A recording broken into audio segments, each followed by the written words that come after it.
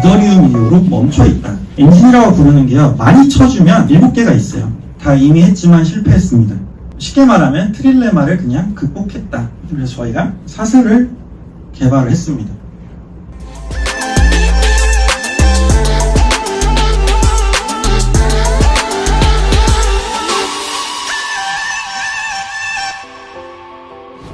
저희 아티프렌즈라는 회사가 2016년 11월에 시작을 했습니다. 그리고 지금처럼 관심을 받았던 적이 단 한 번도 없기는 해요. 그동안 기술 개발만 한다고 저희끼리 정자동에 모여있기만 하고 외부의 마케팅 같은 걸 거의 하지 않아서 거의 모르실 거예요. 처음 들어보실 거라고 생각을 합니다. 오늘 저는 이 자리에서 이제 요청을 해주셔가지고 사슬이라는 기술에 대해서 설명을 해드릴 거예요. 저는 좀 약간 찬물 같긴 하지만 저는 사실 코인을 잘 모릅니다. 죄송하게도 블록체인 일을 벌써 한 4년, 5년 정도 하고 있는데 거래소를 이용해 본 적이 한 번도 없어요. 그래서 저는 그쪽은 잘 모르는데 일단 기술에 대한 것들을 말씀을 드릴게요. 그리고 그 이후에 왜 코인 또는 토큰 이런 것들을 사람들이 쓰는지 그런 부분들도 언급을 하면 좋을 것 같습니다. 그래서 저희가 개발한 기술이라는 건 사슬이라는 이름을 가지고 있고 순우리말입니다.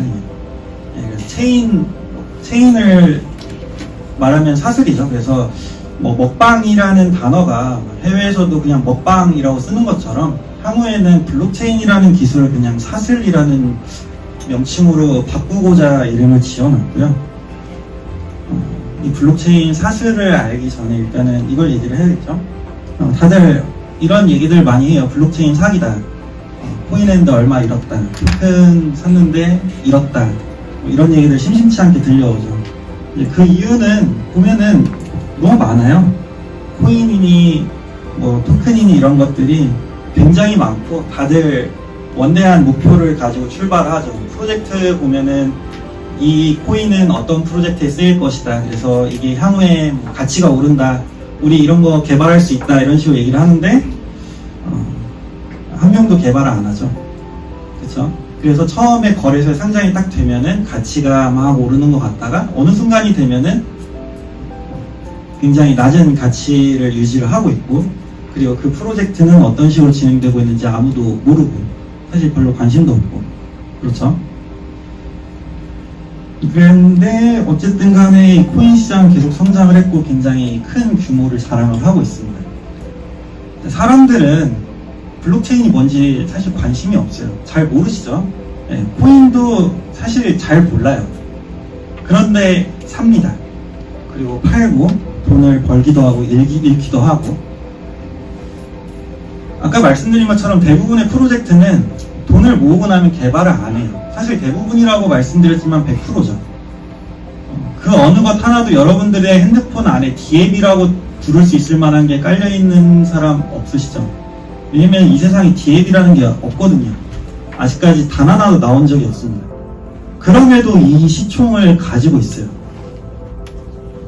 그렇기 때문에 저희가 바라보고 있는 거는 결국에 그 하려고 했던 프로젝트들을 실제로 성공을 하면 그게 뭐 어떤 이유에서든지 아니면 처음부터 나쁜 마음을 먹은 사람들은 안 하겠지만 내가 진짜로 이 블록체인이라는 기술을 가지고 어떤 디앱, 어떤 서비스를 만들어서 시장에서 가치 창출을 하겠다 하신 분이 기술적인 어려움 또는 어떤 현실적인 제약 때문에 못했다. 근데 만약에 그걸 할 수 있으면은 시장 규모가 이거보다 몇백 배는 커지겠죠. 몇백 배도 사실은 보수적으로 말씀을 드린 거고요. 그 이유는 블록체인이라는 기술 관점에서 봤을 때 코인이라는 거는 아주 일부분입니다. 코인이라는 거는 아주 일부분입니다. 실제로 코인이라는 거는 블록체인 기술의 부산물이라고 보시는 게 맞고요. 그 부산물의 크기가 이만큼이에요. 그래서 오늘 좀 블록체인이 뭔지부터 말씀을 드릴게요. 그래야 나중에 혹시라도 어디 뭐 투자를 하신다든가 블록체인 관련된 일에 뛰어드실 때 피해를 안 보실 수 있으니까 얘기를 좀 드리겠습니다. 네, 블록체인 개발은 이렇게 합니다. 일단 뭐 안드로이드 얘기를 해볼게요. 안드로이드는 다들 아시죠? 들어는 보셨죠? 핸드폰에서 앱 쓰실 때 안드로이드 쓰시잖아요. 근데 사실 안드로이드를 개발하는 사람 본 적 있으신가요? 그러니까 현대에 개발자라고 부르는 사람들, 자기가 뭐 개발을 한다. 그럼 다 위에 있는 앱을 개발하는 사람들이죠. 안드로이드는 개발을 안 합니다. 안 하는 게 아니라 못하죠. 이 난이도가 굉장히 어렵거든요. 컴퓨터로 치면 그런 거예요. 컴퓨터가 있고 윈도우가 있고 그 위에 뭐 워드나 파워포인트가 있겠죠. 자, 그러면 워드나 파워포인트 만들려면은 아까 말씀드린 것처럼 윈도우 필요하죠. 윈도우 필요한데 윈도우가 성능이 안 좋으면은 아무리 제가 잘 만들어도 워드 파워포인트 느리게 돌아가겠죠. 근데 윈도우가 아무리 좋아도 컴퓨터가 90년대 컴퓨터면은 안 되겠죠. 그러니까 그것처럼 이게 완벽하게 이렇게 하이어키를 가지고 있기 때문에 블록체인 개발에서 어떤 뭐 성능적인 거, 뭐 사람들이 말하자면 속도니 뭐 수수료니 이런 거 얘기하는데 그런 것들을 해결하기 위해서는 가장 근본적으로 엔진의 성능이 가장 중요합니다. 그런데 현존하는 블록체인 개발자의 거짓말 안 치고 99.9%는 여기를 합니다. 그리고 나머지 0.1%가 이거래요. 이거는 전 세계에서 아무도 안 합니다. 네. 엔진이라고 부르는 게요, 많이 쳐주면 7개가 있어요. 비트코인, 이더리움은 유명하니까 아시겠죠? 비트코인, 이더리움이 메인넷이라고 부르기도 하지만 사실 그 전에 그냥 엔진 그 자체입니다. 그래서 비트코인 엔진을 가지고 비트코인 메인넷을 만들고 거기에서 비트라는 암호화폐가 나오죠. 이더리움 엔진을 가지고 메인넷을 만들고 이더라는 암호화폐가 나오죠. 근데 여기서 문제는 뭐예요? 모든 사람들이 이더리움 엔진을 가져가서 클레이튼 메인넷을 만들고 클레이가 나오죠. 그러니까 클레이튼이라는 업체가 별도의 자기들의 블록체인 엔진 기술을 가진 게 아니라 흔히들 말하죠. 이더리움을 하드 포크했다. 이더리움을 포크 떠서 새로 만들었다. 그러니까 이더리움 엔진을 가져다가 만드는 거예요. 폴리곤, 이더리움 엔진을 가져다가 폴리곤 메인넷을 만들고 뭔가를 하는 거죠. 아까 근데 말씀드렸죠. 결국에 성능이라는 건 엔진에서 결정이 되는데 이더리움 엔진을 가져왔기 때문에 결코 그 한계를 뛰어넘을 수가 없습니다. 그 외에 나머지 4개들 하이퍼레저, 이오스, 텐더민트, 솔라나 엔진이라고 불러줄 수 있기는 한데 약간의 하자가 있기 때문에 그거는 이따가 조금 더 설명을 드릴게요. 그리고 마지막으로 저희가 만든 사슬입니다. 그래서 전 세계의 엔진은 7개밖에 없어요. 그리고 그 어느 곳에 가셔도 내가 블록체인을 처음부터 만든다라는 사람은 볼 수가 없습니다. 자, 왜냐면 진짜 어렵습니다.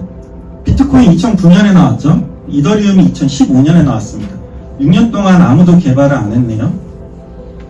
자, 대기업들이 다 뛰어들면 할 수 있지 않을까. 다 이미 했지만 실패했습니다.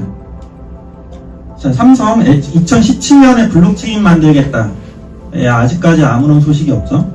LG 2018년에 하겠다. 아직까지 아무것도 한 게 없습니다. KT 마찬가지 2019년에 하겠다. 지금까지 아무것도 안 나왔죠. 이거는 기업의 규모가 크고 작고의 문제가 아니라 그냥 난이도가 어렵습니다.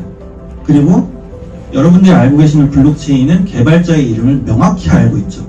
집단지성으로 만드는 기술이 아닙니다. 비트코인 누가 만들었죠? 사토시가 만들었죠. 이더리움 누가 만들었죠? 비탈릭 부테린이 만들었죠. 텐더민트, 재권이라는 사람이 만들었죠.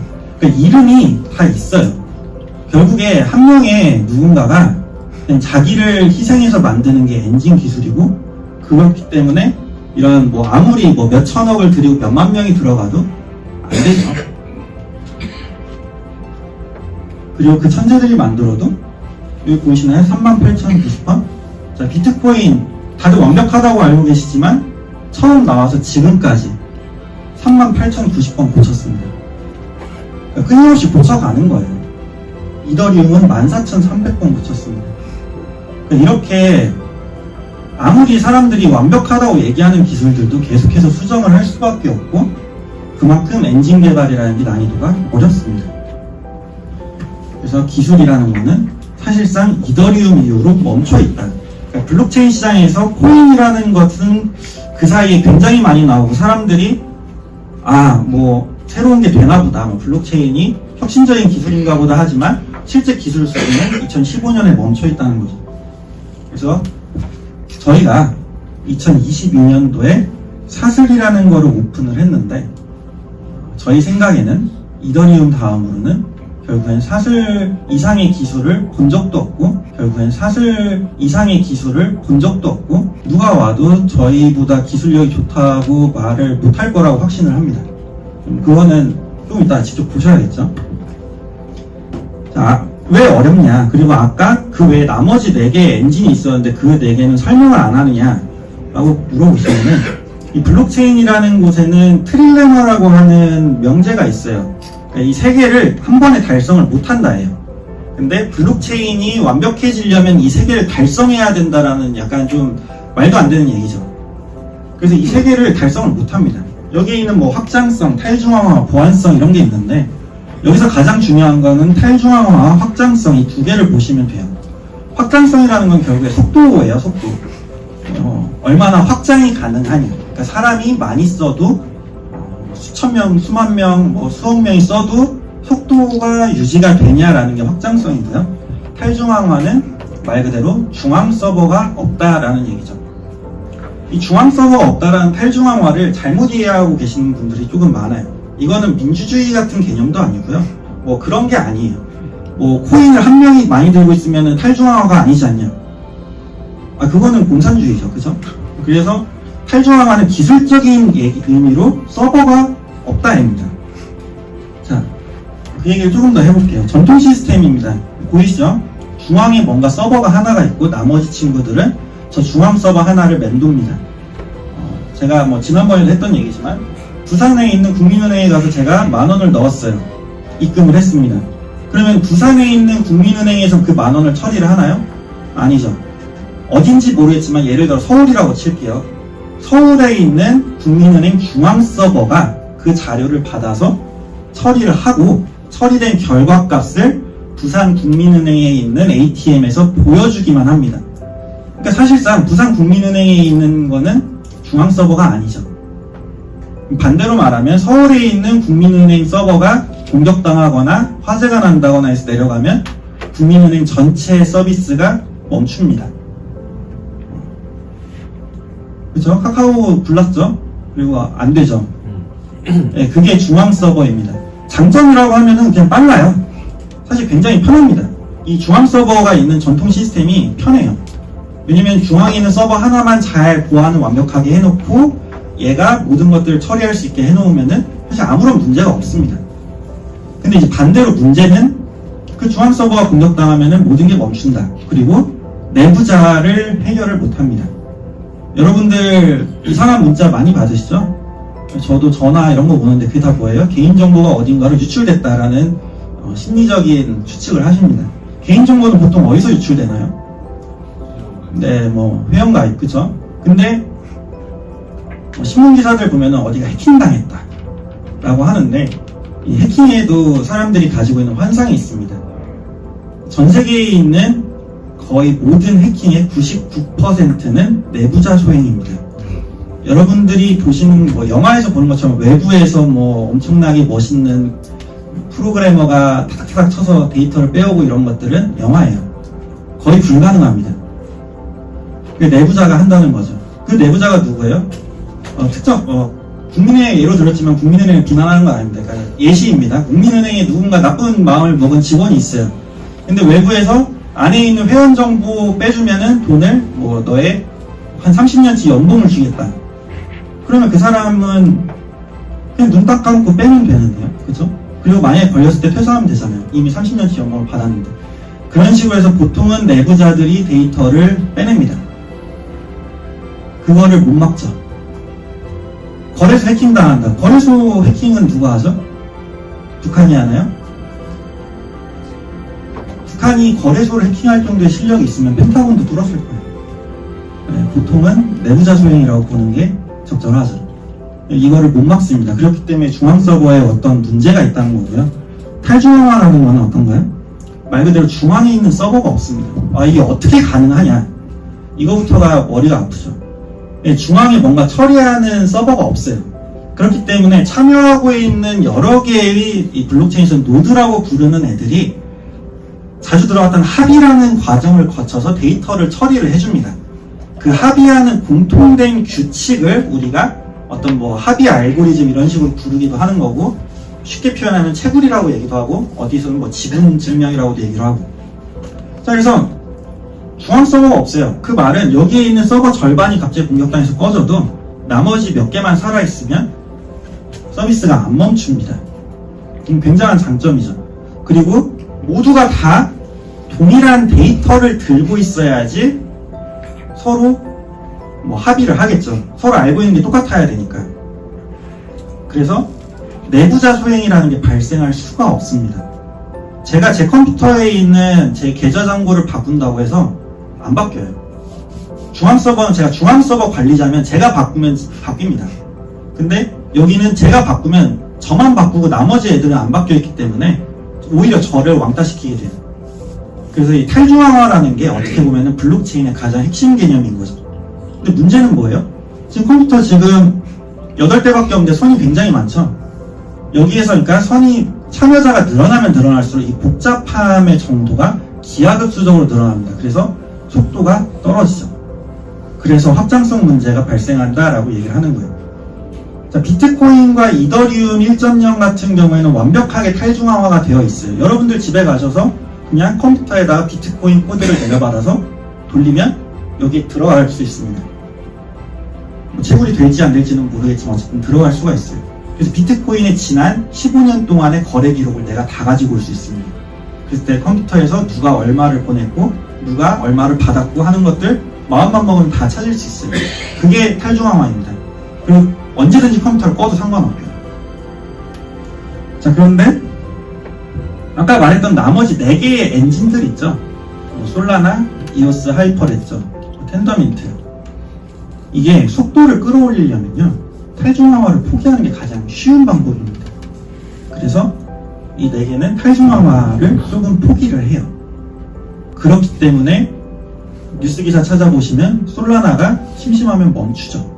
멈춘다는 게 무슨 뜻인가요? 그러니까 이게 무슨 뜻인지를 아셔야 돼요. 멈춘다. 네, 중앙 서버가 일을 안 한다예요. 그러니까 이미 중앙 서버에 누군가가 있다는 거죠. 그게 아니면 솔라나의 노드가 전부 다 한 번에 다 꺼진다. 그러니까 전원이 다 죽으면 당연히 안 돌아가겠죠. 그러니까 그런 의미죠. 클레이튼도 기사 쳐보시면은 뭐 종종 멈춘다 이런 얘기가 나와요. 그러니까 그런 식으로 뭔가 이더리움 이후에 모든 블록체인 기술자들이라고 하는 사람들이 속도에 맨날 민감하니까 속도를 빠르게 한다고 탈중앙화를 조금 포기를 합니다. 근데 그럴 거면은 뭐하러 블록체인 쓰죠? 그죠? 그냥 중앙 서버 쓰면 되는데. 그래서 아까 말씀드린 것처럼 기술이 이더리움 이후로 좀 멈춰있다 라는 얘기를 드린 거고요. 그래서 저희가 사슬을 개발을 했습니다. 한 6년 걸렸죠. 6년 걸렸고 저희는 직원도 많지 않아요. 한 6명 정도밖에 안 됩니다. 벌써 신뢰가 좀 떨어지죠. 한 150명은 돼야 믿을만 하실 텐데. 자, 그럼 사슬이라는 기술은 뭐냐? 쉽게 말하면 트릴레마를 그냥 극복했다 라고 보시면 됩니다. 완벽하게 탈중앙화를 유지를 하고 있고요. 그리고 그 상황에서 글로벌하게 모두가 다 들어와 있는 뭐 누구든지 참여할 수 있는 환경에서 정말 빠르면은 한 1, 2초, 느리면은 한 6초 정도면 거래가 완결이 돼요. 이게 비트코인은 60분이 걸리죠. 이더리움은 1분 30초가 걸리죠. 사슬은 한 6초, 정말 느리게 잡아도 한 6초 정도 걸립니다. 자, 그래서 이거를 말로만 이렇게 표현을 하면은 다른 사람들하고 다를 게 없죠. 왜냐면은 이런 강의를 얼마나 들으셨는지는 모르겠지만 직접 보여주는 곳은 거의 없을 거예요. 왜냐면 만들어진 게 없으니까 못 보여주겠죠. 자, 요거는 저희 이제 사슬 익스플로러입니다. 지금 최근에 숫자가 굉장히 많이 늘어나고 있는데 지금 참여하고 있는 노드가 552대예요. 지난주에 오신 분 계신지 모르겠지만 지난주에 한 300 몇 대였거든요. 이렇게 늘어나고 있고요. 지금 노드는 이런 식으로 되어 있습니다. 유럽에도 조금 많이 있고요. 아시아, 우리나라, 그리고 뭐 미국, 호주 이런 데 이제 한두 대씩 있는데 이런 환경에서 저속도가 나옵니다. 그래서 이거를 한번 좀 보죠. 그 전에 노드수 552대 이거 많은 건가? 싶으시죠? 자, 여러분 폴리곤 이 공식 사이트입니다. 이거 보이시나요? 네, 폴리곤 노드 90대예요. 그렇게 자기들이 뭔가 대단한 것을 만든 것처럼 얘기를 하지만 90대 있어요. 제가 주작한 거 아닙니다. 클레이튼 여러분들이 잘 아시는 여기 몇 대예요? 37대죠. 그러니까 이게 왜 이렇게 차이가 나나 궁금하실 수도 있는데 진입이 차이가 있어서 그래요. 저희는 만약에 노드를 설치하신다? 저희한테 얘기하실 필요 없어요. 저희한테 뭐 물어보실 필요도 없어요. 그냥 인터넷에 나와 있는 글 보시고 그냥 그대로 하시면 됩니다. 그리고 끄고 싶을 때 끄면 돼요. 그러니까 진입과 탈출이 자유로운 기술이라는 게 완벽한 탈중앙화인데 폴리곤이나 클레이튼 이런 메인넷들은 내가 노드를 띄우려면 폴리곤한테 허락을 받아야 돼요. 그러니까 누군가한테 허락을 받는다는 것 자체가 탈중앙화라고 보기는 조금 어렵겠죠. 그래서 한번 속도가 어느 정도 나오는지 한번 봅시다. 자, 여기 제가 이제 0727 테스트라고 이제 만들어놨어요. 오늘 7월 27일이니까 여기 지금 돈이 하나도 없으니까 여기 한 3만 슬 정도가 있는데 이쪽으로 한 20슬 정도만 보내보겠습니다.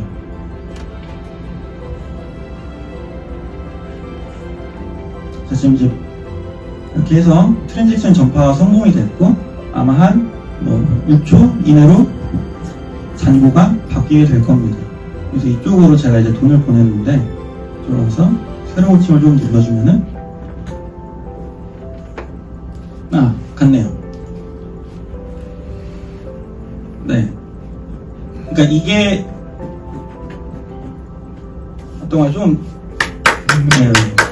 아주 빠른 속도는 아니긴 했지만 그래도 이 정도면은 여러분들이 알고 계시는 블록체인 느리다? 랑은 좀 거리가 멀죠. 그리고 당연히 제가 방금 보냈던 기록은 여기에 보면은 그 사이에 또 누가 있네요. 요즘에 유저가 많아져요. 여기 보시면은 보이시나요? 20슬 간 거 같죠? 근데 이렇게만 봐도 거짓말일 수 있잖아요. 사실 지금 이 제 맥북도 노드거든요. 그래서 이 맥북에도 저 전송됐던 데이터가 그대로 들어있을 거예요. 일단은 얘를 멈춰볼게요. 자, 멈추고 이렇게 멈추기만 해도 사실 잘 안 와닿죠. 그래서 제가 인터넷도 끊을게요. 자, 인터넷 끊겼죠. 그래서 안 나옵니다. 인터넷이 끊겼다는 게 무슨 말이에요? 이제 이 컴퓨터에서 뭔가 나오는 거는 얘가 가지고 있는 파일밖에 안 나와요. 외부로부터 뭘 못 가지고 오잖아요.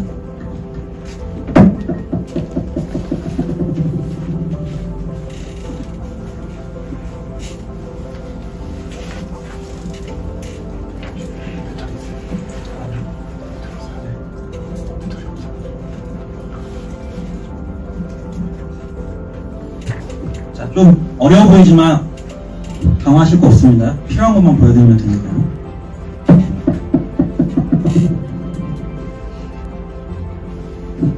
자, 여기 뭔가 이렇게 막 뜨죠?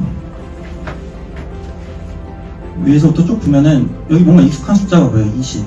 그렇죠? from, to 여기 보이시나요? A3C99에서부터 28A4581로 뭔가 갔어요. 자, 여기 보시면 좀 보이시나요? A3C99가 받았죠? 네, 이 내용이 제 컴퓨터에 있는 겁니다. 이 맥북에 있죠. 근데 여기 맥에만 있냐? 아니에요. 아까 봤던 그 550대 컴퓨터에 똑같이 다 들어가 있어요. 이게 블록체인이고 이게 탈중앙화입니다. 그러니까 전 세계에 같은 데이터가 그냥 이 짧은 시간에 다 퍼지는 거예요. 그럼 뭐예요? 제 맥북이 제가 꺼도 사실은 얘는 계속 돌아가겠죠. 왜냐면 나머지가 살아있으니까 그 친구들이 알아서 처리를 대신해 줄 거예요. 근데 이렇게 인터넷을 끊고 제 컴퓨터에 데이터가 들어있고 하는 거 어디 가도 못 보십니다. 그 어느 것도 할 수 없어요. 왜냐면 아무도 블록체인 기술이 없으니까. 자, 그래서 일단 시험 계속 해야 되니까 잠깐 다시 인터넷을 연결을 하고요. 얘도 다시 살려주고.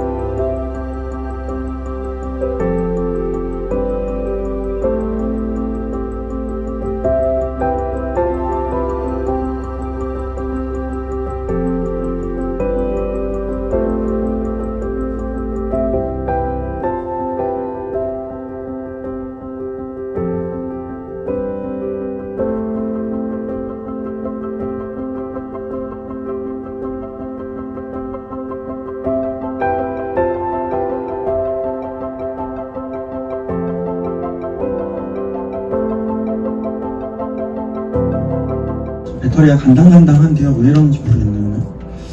일단 이어서 좀 해볼게요. 자, 이게 지금 제가 탈중앙화 속도 이런 것들을 보여드린 거고요.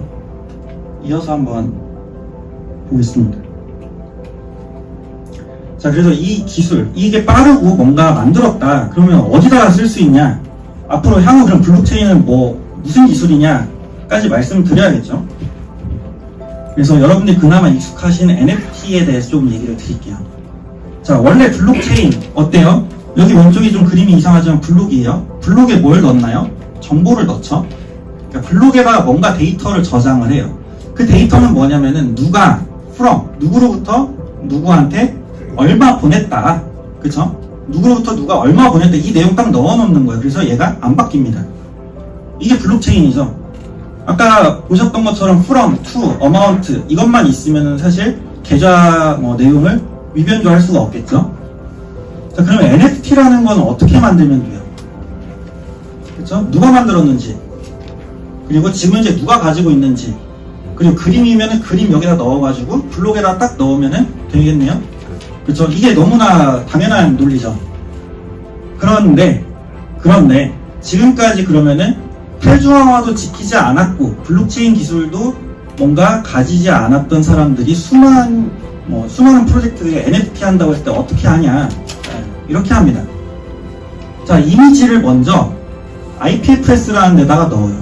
IPFS는 분산 저장 시스템이라고 해가지고 분산 파일 저장 시스템, 별도의 어떤 서버 같은 거예요. 별도의 공간에다가 저장을 합니다. 그러면 뭐가 나와요? URL을 던져줍니다. URL이라는 건 주소창이에요. 인터넷 주소창. 그래서 요거를 치면은 그 그림이 나옵니다. 그리고 이 주소를 갖다가 여기다가 넣어요. 그러니까 그림을 여기다가 넣는 게 아니라 주소를 여기다가 넣어요. 그리고 얘를 여기다 넣습니다. 왜? 왜일까요? 아까 말씀드린 것처럼 느리니까. 그쵸? 느리고 블록에다가 넣을 수 있는 용량이 한계도 있고 하니까 이렇게 넣습니다. 근데 여기서 가장 중요한 건 뭐예요? 저기 있는 저 URL 저거 사라지면 어떻게 하죠? 쟤는 블록이 없잖아요. 쟤 사라지면은 이거는 이 주소가 얘 거라는 건 알겠는데 이 주소에 있는 내용이 사라지네요. 그쵸? 그래서 NFT가 성공을 못하는 겁니다. 이런 식으로 접근을 하기 때문에 NFT라는 게 다 사기처럼 느껴지고 이걸 어디다 쓰나 이 생각이 드시는 거예요. 그래서 저희가 정의하는 NFT는 이겁니다. 모든 종류의 데이터에 그냥 주인을 새기는 기술이에요. 이건 들어보셨죠? 자, 그리고 NFT라는 거는 블록체인 안에 데이터를 저장하는 방법입니다. 그냥 그게 다예요. NFT이기 때문에 가치가 있고 그게 아니라 그냥 저장하는 방법이에요. 저장하는 방법. 그래서 이걸 보여드리겠습니다. NFT라는 게 실제로 돌아간다고 하면은, 자, 제가 이렇게 있죠. NFT를 만들어 보겠습니다. 그냥 만들면 돼요. 자, 파일은 어떤 걸로 할까요? 영상을 넣읍시다. 아까 제가 말했죠. NFT라는 거는 데이터를 저장하는 기술이기 때문에 어디서 말하는 것처럼 뭐 이미지밖에 안 된다. 아니면은 뭐 영상 움직이는 거 조금 된다. 이런 게 아니라 그냥 컴퓨터가 저장하는 모든 파일이 다 됩니다. 심지어 게임 서버도 되고요. 워드, 프로그램 그 자체도 다 넣을 수가 있어요. 자, 그래서 이름 테스트 비디오라고 하고 그냥 발행을 합시다. 자, 이렇게 발행을 하게 되면은 여기서 마찬가지로 전파를 하게 되고 활동 내역에 가보면은 이렇게 NFT를 만들고 있습니다. 민팅을 하고 있죠. 그래서 수수료가 조금 나가게 되고, 뭐가 생겼네요. 그쵸? 자, 뭐예요? 그냥 영상이 나와요. 그냥 이게 NFT입니다. 이 파일을 사슬이라는 데다 그냥 저장을 한 거예요. 근데 이렇게 보면은 이게 무슨 차이냐? 자, 여기서도 한번 보죠. 민트했던 내용 여기 보이시나요? 이거 뭐죠? 이게 영상입니다. 이게 영상이에요, 그냥. 컴퓨터가 영상이라는 걸 재생할 때 읽는 그냥 파일이에요. 이 영상 파일을 그냥 그 자체로 블록에다가 저장을 해놓는 거죠.